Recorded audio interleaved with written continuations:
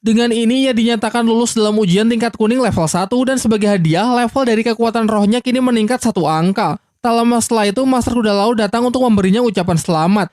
Ia juga mengungkapkan kekagumannya kepada Bai Chen Xiang yang telah berhasil menyelesaikan ujiannya lebih cepat dari batas waktu yang diberikan, yaitu 27 hari. Ia menambahkan bahwa lamanya waktu berlalu memang tidak bisa disadari karena di dalam kabut ilusi siluman roh laut imajiner perjalanan waktu telah disamarkan.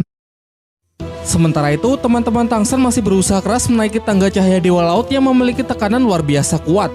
Sebagian besar terhenti pada langkah ke-30. Bahkan di langkah ke-20, Ning Roro merasa sudah tidak sanggup lagi untuk bergerak. Tentu saja bagi Mas Ro tipe support menghadapi tekanan sebesar ini adalah hal yang sangat tidak diuntungkan. Apalagi ujian Ning Roro yang lebih tinggi mengharuskan dirinya memanjat lebih banyak anak tangga ketimbang yang lain. Tangsan yang masih berkultivasi untuk memulihkan dirinya menyadari kalau tekanan ini membantunya meningkatkan kekuatan rohnya jauh lebih cepat. Namun di samping itu ia juga sangat mengkhawatirkan kondisi Xiao Wu, tubuhnya yang masih sangat lemah akan sangat beresiko jika menerobos cahaya Dewa Laut seperti yang lain.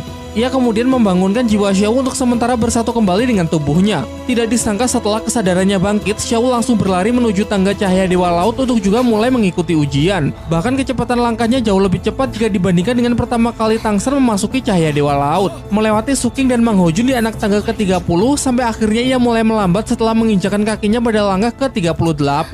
Tangsan yang sangat cemas bergegas untuk menyusulnya. Namun Xiao Wu terus saja mencoba melangkah tanpa memperdulikan kekhawatiran Tangsan. Hingga pada akhirnya di langkah ke-50 ia mulai kehilangan keseimbangan. Sebenarnya Xiao Wu masih mampu untuk memanjat lagi, namun jiwanya lah yang sudah mencapai batasnya sehingga harus kembali ke tubuh Tangsan. Sebelum kembali, Xiao Wu sempat melampiaskan emosinya kepada Tangsan. Ia meminta Tangsan agar berhenti mencemaskannya dan sesekali Tangsan juga harus memikirkan keselamatan diri sendiri. Di sisi lain, semangat Mang Hojun kembali terpacu setelah menyaksikan tekad Xiao Wu yang sanggup memanjat lebih tinggi demi orang yang tersayang.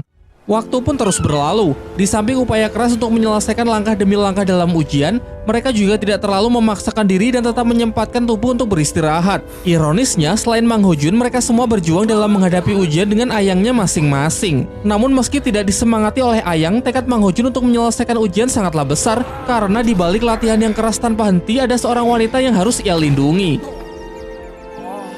Setelah begitu banyak mencoba, Tangsan menyadari suatu cara agar lebih mudah dalam menaiki tangga.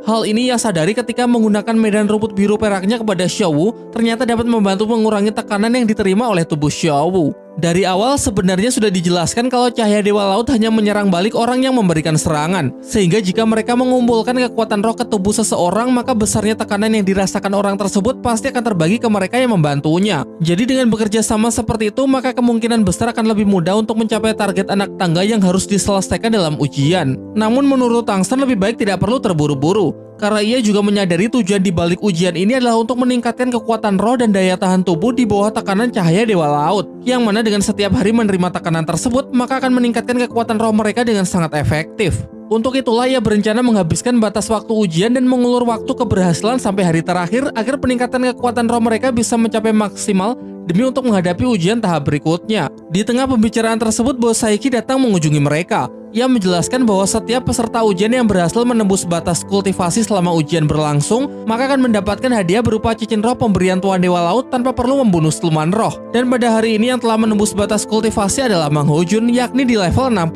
sehingga sudah siap untuk menerima cincin roh ke-6-nya. Dalam proses penyerapan cincin roh, Mang Hojun dimasukkan ke dalam kerang raksasa. Dijelaskan juga kalau cincin roh pemberian dari Tuan Dewa Laut ini setara dengan siluman roh dengan usia tertinggi yang sanggup diserap oleh tubuhnya dan akan memberikan skill yang paling dibutuhkan master roh tersebut. Singkat cerita, tidak butuh waktu lama, Mang Hojun telah menyelesaikan proses penyerapan dan mendapatkan skill roh ke-6, yaitu serangan Phoenix menembus awan.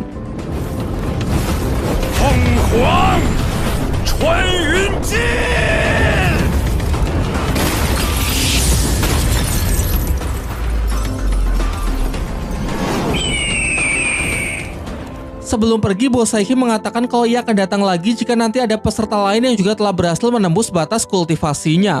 Tidak terasa 1 bulan telah berlalu. Berkat tips dan saran dari Tangsan, kini semuanya telah mencapai lebih dari 50 anak tangga. Selain itu, daya tahan tubuh dan kekuatan masing-masing dari mereka juga telah meningkat pesat. Di tengah pembicaraan, Chen Xiang yang telah lebih dulu menyelesaikan ujiannya datang untuk mengunjungi mereka. Namun karena kejadian di dalam ilusi kemarin, sekarang ia terlihat sangat canggung di hadapan Mang Hojun. Tangsan lalu menawarkan Bai Chen Xiang agar ikut mencoba memanjat tangga cahaya Dewa Laut, mengingat proses ini sangat bagus dalam melatih dan meningkatkan kekuatan roh. Jauh di tempat lain, diperlihatkan Qian Reshu yang tengah